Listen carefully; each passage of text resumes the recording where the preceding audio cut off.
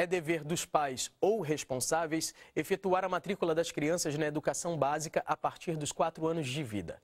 No entanto, há pais que decidem não escolarizar o aprendizado, buscando despertar a curiosidade da criança para que ela entre em contato com algo que lhe interesse de verdade. Educar em casa ou na escola. Está no ar Em Família, um programa do Canal Saúde.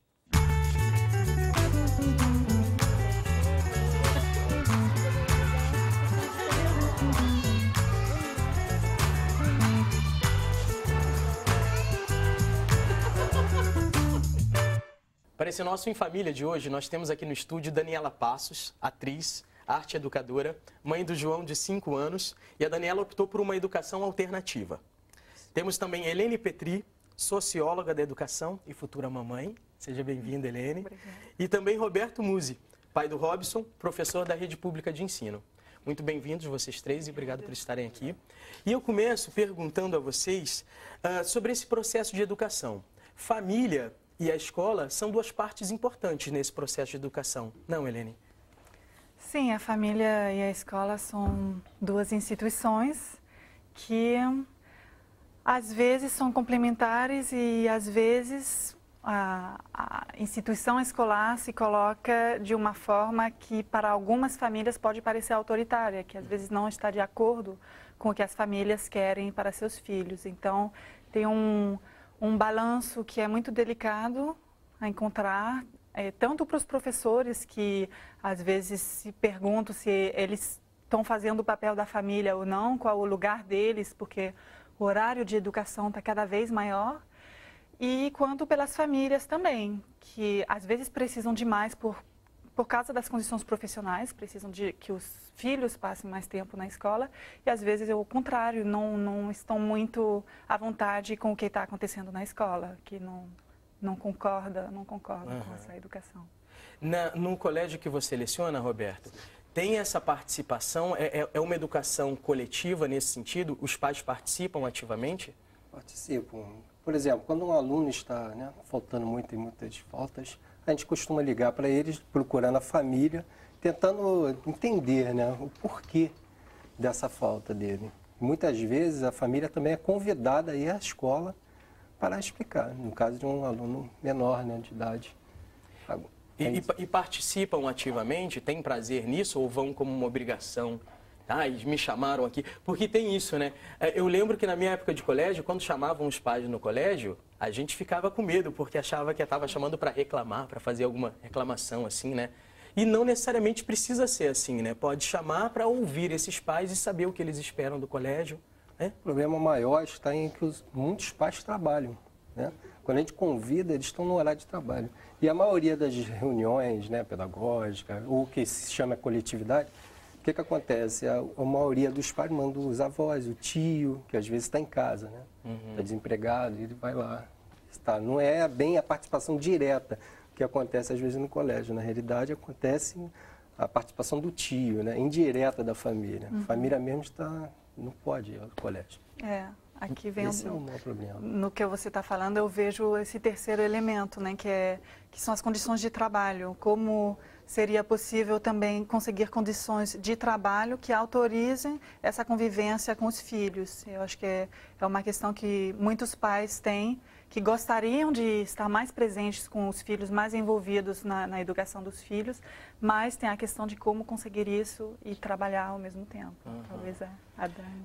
Como que você vê isso, essa participação? Você era uma mãe ativa no colégio? Eu era uma mãe ativa, Eu fui professora de escolas durante 3 anos, depois que meu filho nasceu, justamente para estar mais próxima dele, para ter os meus períodos, para conciliar os meus períodos de casa junto com os dele. E foi essa prática na escola que me fez querer propiciar um outro tipo de educação. Então, eu optei por tirar ele da escola e educar ele de outras formas. Isso que a Helene estava falando, que isso, é complicado, por quê? Porque exige realmente uma mudança de toda a logística de vida, Não é assim, se eu estiver na cidade, trabalhando do jeito que eu trabalhava, isso não seria possível. Então, eu dei uma mudada, uma replanejada na vida, para poder ser esse o meu projeto de vida, educar meu filho da forma que eu acho que é satisfatória para mim e para ele. Entendi. Nós temos aqui um vídeo com uma fala da educadora Andréa Nívia, eu queria compartilhar com vocês. O que eu acho é que escola tem a ver com escolha. Bom, a escola é o primeiro espaço que traz algum desconforto para as crianças, porque elas vão conviver com outras crianças, elas vão competir pela atenção do professor, elas vão não ter todas as suas vontades satisfeitas prontamente. Ainda que você escolha uma escola, por exemplo, que tem a ver com a religião que você professa, você vai ter ali dentro da escola crianças de camadas sociais diferentes, de experiências diferentes, de níveis de capacidade de aprendizagem diferentes, com problemas diferentes. E, de alguma forma, acho que a escola tem uma certa simulação do que a gente vive no grupo social maior, do trabalho, depois antes do trabalho até na universidade. Acho que quando as crianças não têm esse convívio, elas vão menos preparadas. A Andréa fala muito nesse vídeo do convívio, né? Do convívio sadio que as crianças têm com essas diferenças dentro do ambiente escolar. Qual a importância desse convívio? A importância da escola nesse sentido, de agregar, de coletivar a criança? Eu acho que o primeiro ponto seria, ela falou assim, uma liberdade para a criança, né? Eu acho que na escola é o primeiro ponto de ter uma disciplina, um regulamento a ser seguido, né? Não sendo muito rígido, mas um regulamento, porque o primeiro contato com uma vida cidadã, por exemplo, seria na escola. Seria isso que o aluno teria contato primeiro. Entendi, um reflexo, um preparo para essa vida social, que isso. Também é cheia de regras, que também tem seus horários, sua coisa toda. Não uma liberdade total, né? Liberdade total, ele não vai ter esse contato aqui na vida, né, social. Mas essa questão do convívio também, né, da sociabilidade, é uma coisa que a gente às vezes tende a pensar que ela está estrita no ambiente escolar. Não está, né? Quando até eu estava pensando nisso, educação em casa ou na escola. Acho que ou nem em casa nem na escola, ou em casa, na escola, em todos os lugares, na vida, né? A criança se socializa o tempo todo com todas as pessoas com quem ela convive, né? Num parque, seja no campo, seja com os nossos amigos, né? Então, assim, a questão do convívio, da sociabilidade, eu acho que é uma coisa muito mais natural do que pensar que ela está restrita em escola. Né? Eu acho que na questão da educação fora da escola é realmente a questão que menos me preocupa, porque eu acho que isso é uma coisa muito natural da vida. Já está implícito na vida esse convívio com as diferenças. Sim, com as pessoas, com regras, né? Qual é a regra básica da vida? Assim, você pode ir até o meu limite, né? Isso a gente está aprendendo na vida do dia a dia com qualquer pessoa que a gente se relacione. Né? A gente não precisa estar numa escola para aprender isso. Assim, eu não sou contra, eu sou a favor de todos os tipos de educação, assim, sabe? Eu só acho que a gente pode ter um pouco mais de liberdade para escolher qual caminho seguir com os nossos filhos. Né? Eu acho que essa é a grande questão da educação fora ou dentro da escola, né? Que é muito similar a um processo de reapropriação da vida. Né? O que eu quero para a minha vida, o que eu quero para a vida do meu filho, em termos de tudo, né? De horários, de liberdade, de, sabe, pensamentos. Então, acho que é muito mais por aí. Você falou liberdade de escolha. Essa escolha é sua e do João também? Ele participou dessa? Boa pergunta. Essa escolha partiu de mim, né? E assim, em todo o processo eu vou observando como que ele vai se adequando nos lugares, né? Assim, a gente nunca sabe como é que vai ser o fim da história, né? Mas isso para mim, é um ponto de partida. Então, assim, o que eu questionava na educação da escola, que eu resolvi tirar, era justamente isso. Eu acho que tem que partir da percepção e de ter a sensibilidade de observar o que a criança precisa, né? Onde é que estão as aptidões, as dificuldades e até os gostos. Se é realmente esse o caminho, porque, na verdade, eu acho que, no fundo, é ele que vai apontar o caminho, sabe? Então, eu me preocupo mais em estar atenta ao que ele vai me mostrando.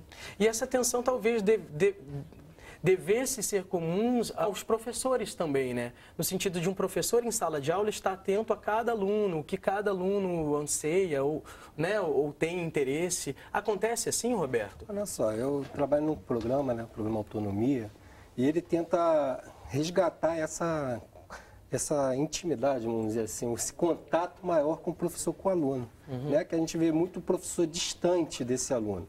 Agora nós tendo um professor contínuo ali com o aluno, mais tempo com alunas, você tem uma possibilidade maior de conhecer esse aluno, né? Conhecer a sua vivência e também conhecer, né, a sua inteligência, que a gente pode falar em inteligência que existe, cada cabeça é uma inteligência diferente.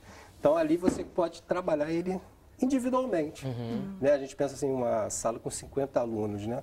Mas você conversando, convivendo com eles ali, você vai conhecendo esse aluno melhor e isso é que acontece. Aí você direciona o ensino, né? A disciplina de acordo com aquela cabeça, né? Aquele pensamento. Eu acho muito importante o que você falou, porque o que acontece na maioria das escolas é que essa questão da sociabilidade, do convívio, ela não acontece realmente, porque na maioria dos casos é um ensino que está muito centralizado no professor, então não há muita oportunidade de interação. Não só entre os alunos, mas entre aluno e professor também, por causa das condições de trabalho, por causa do número de turmas, por causa dos horários de 50 minutos, por causa da cobrança de currículo. Então, dizer que só porque os alunos, porque as crianças estão juntas no mesmo lugar vai acontecer socialização, não é necessariamente o caso. Então, por isso que eu estou muito interessada nas minhas pesquisas, nas opções de educação alternativa. Então, as escolas democráticas, como é possível fazer uma educação que seja menos centralizada no professor, que é um alívio para o professor também, quando ele sabe como fazer isso, porque não é só querer fazer acontecer para que isso aconteça. E aí que vem também a questão da escolha, porque na rede pública, a escolha para a educação, ela não é tão grande assim. Quem tem escolha de saber, em termos de escolas, o que eu quero escolher são mais as classes médias e altas, porque a maioria das pedagogias diferenciadas são privadas. E a sua escolha, eu fico curioso, qual vai ser? Você tem pensado nisso? Eu tenho pensado, eu estou pesquisando muito e descobrindo cada vez mais opções. E eu concordo com a fala da Dani da importância de observar a criança. Então, eu não acredito necessariamente que tenha uma forma de educação que seja melhor que outra, mas eu acredito que as pessoas são diversas, têm necessidades diferentes. Então, é uma pena que tenha uma educação pública tão formatada com tanto controle do que os professores têm que fazer, que acaba diminuindo muito a liberdade de ouvir as pessoas e de criar. E para ser criativo precisa de liberdade. Então, quando tem essas cobranças, limita a inovação, limita essas interações. Então, eu acredito, eu quero observar, eu quero colocar a criança em contato com uma diversidade de ambientes e ver aonde ela é mais estimulada a desenvolver as suas qualidades. Que bom. A gente vai ter que fazer um breve intervalo agora e já já nós voltamos. Você que está em casa, continue conosco, aqui no Em Família. Até!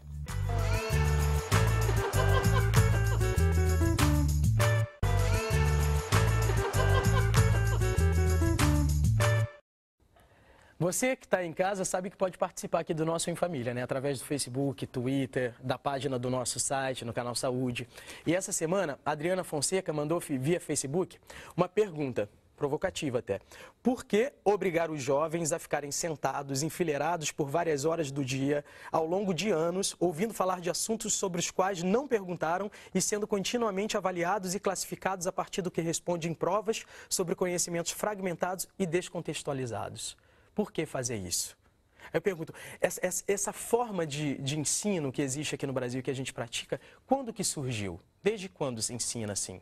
Com sinais, corredores, carteiras, filas, horários? A origem do sistema escolar a gente pode ver desde a Idade Média na Europa. Então, tem uma origem religiosa. Então, essa disciplina, essa questão da moralidade, do esforço, ela vem inicialmente de uma educação religiosa.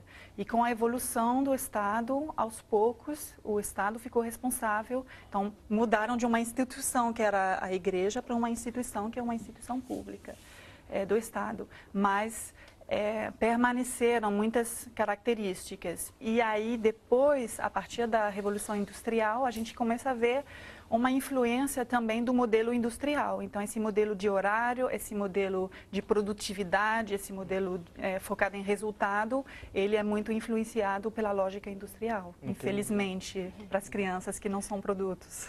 E em casa, eu te pergunto, Dani, como ficam esses horários? É livre? Você tem um currículo a se cumprir? Ou você tem toda uma liberdade de ensino? É sempre hora do recreio? Não tem que ter uma disciplina, né? Até pra gente, a disciplina é uma parte importante da vida, né? Só que a gente cria de acordo com o que for melhor pra gente, né? Tem uma coisa, você perguntou desse sistema de ensino, que o José Pacheco fala, que eu gosto de repetir, assim, que eu nunca tinha parado para pensar, né? Mas ele fala, por que a gente tem nota de corte, por exemplo? Por que a gente tem grade horária, né? Por que a gente tem grade curricular, carga horária, né? Que é uma coisa que é de mula, né? Que carrega a carga. E ao contrário, né? Por que uma criança, quando está fazendo bagunça, está fazendo uma coisa ruim, está fazendo arte, né? Então, assim, isso caracteriza um sistema de educação que é um sistema opressor, né? Então, o que eu penso é que, assim, a gente precisa, sim, preservar coisas importantes como a disciplina, como o estímulo da experimentação, o estímulo da curiosidade, né? Mas com a flexibilidade da vivência, com a flexibilidade das aptidões dele, né? Com a flexibilidade da vida mesmo, assim, uma coisa mais moldada por nós, assim. E falando do âmbito familiar, como a sua família recebeu essa sua decisão, essa sua escolha por tirar o João do colégio, ensinar em casa? Então, essa foi a parte mais difícil do processo, né? Porque do dia que eu cheguei em casa e falei, pai, eu vou tirar meu filho da escola e vou viajar pelo Brasil, teve um momento assim de pausa dramática, 2 dias sem falar comigo.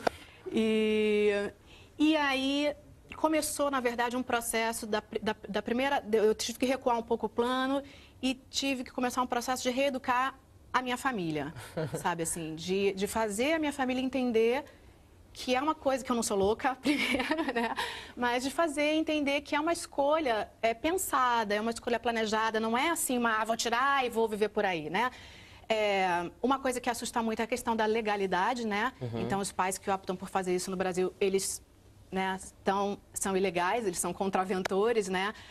Que eu entendo qual é a medida dessa lei, né? Que é, assim, coibir o analfabetismo. Mas, assim, realmente eu tive que parar e mostrar para minha família que é uma coisa, sabe, é uma coisa pensada, planejada, é uma coisa bem estruturada, não é um vandalismo, uma coisa sabe, de hippie, não é isso, é focado. Daniele, e nas séries, né, superior, vamos dizer, ele está com qual idade agora? Meu filho está com 5. 5, por exemplo, mais tarde, né, precisar de uma especialização maior, por exemplo, física, química, matemática. Como é que seria esse caminho? Eu penso 2 coisas. Eu penso que, primeiro, a minha opção foi fazer isso fora do contexto urbano, que eu acho que o contexto urbano complica um pouco, né, em toda essa logística. E eu acho que no campo, numa ecovila, no interior, a questão da ecologia facilita muito esse processo, né? Porque a criança tem contato com várias coisas, ela vai aprendendo ali ciências, ela vai aprendendo, né, ecologia, ela vai aprendendo várias coisas de uma forma muito natural, né? E eu penso também que sozinha, né, é inviável, sozinha a gente não constrói nada, a gente tem que estar sempre em grupos, tem que estar trabalhando na coletividade e que, se eu estiver numa coletividade onde várias pessoas compartilhem desses mesmos pensamentos e tal, naturalmente há uma troca de saberes. Desculpa, eu te perguntei que eu tenho uma certa curiosidade também, como se processa essa educação, né? Porque eu vejo a sociedade, ela é competitiva, ela tem umas cobranças, né? Então, lá fora, ele vai esbarrar nisso mais tarde, né? Então, eu vejo um pouco de dificuldade nessa tipo de educação. E eu fico curioso, porque o Robson está com 20 anos, né? Como é que era o seu papel de educador? Ficou só para a escola, essa história de educá-lo, de formá-lo, ou você em casa também era um pai que educava? O que eu foquei na minha educação em casa, né? Foquei o convívio, a ética, né? O modo de proceder um cidadão, né? O melhor proceder.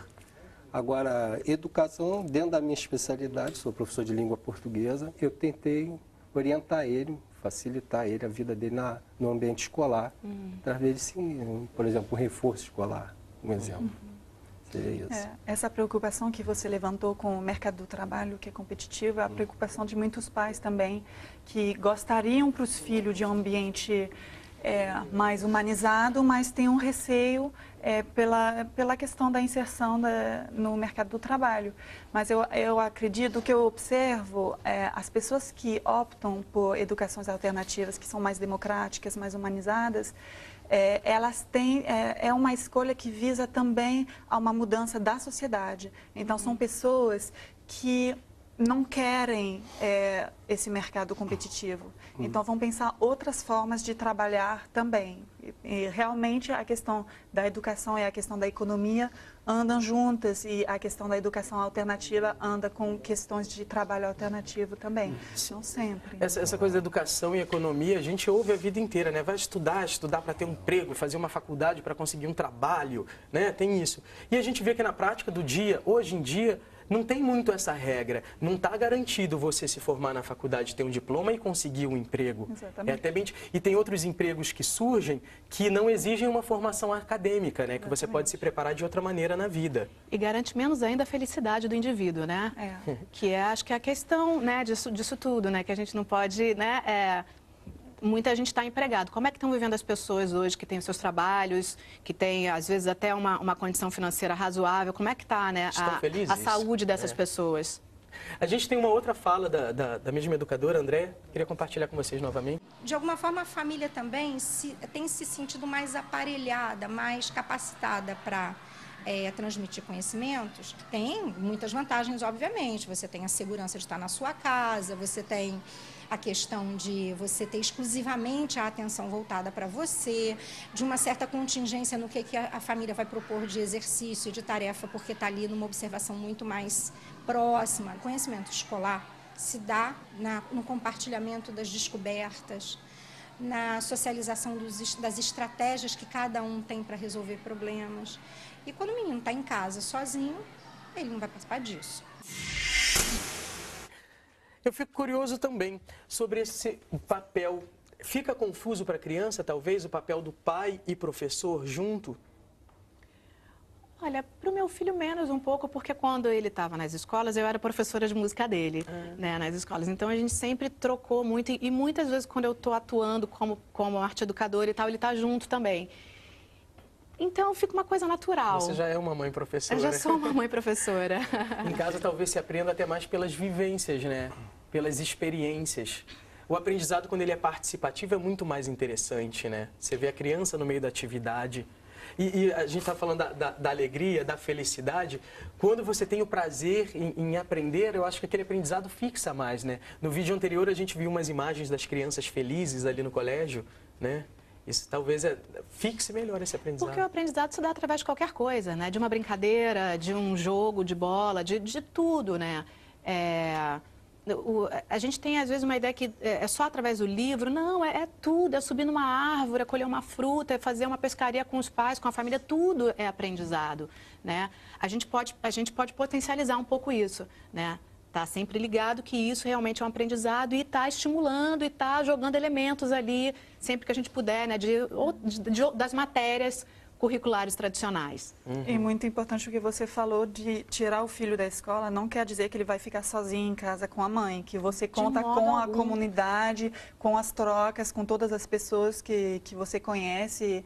E então, só para mudar essa imagem, porque aqui a gente viu imagens de criança bem isolada, só com a mãe fazendo exercício, e eu acho que tirar o filho da escola não necessariamente quer dizer isso. Essa é a opção que eu não faria, inclusive. Quando eu preciso, assim, as coisas são maleáveis, então, quando eu preciso ficar numa cidade, né, meu filho atualmente ele está numa cidade por conta de um tratamento de saúde que ele está fazendo.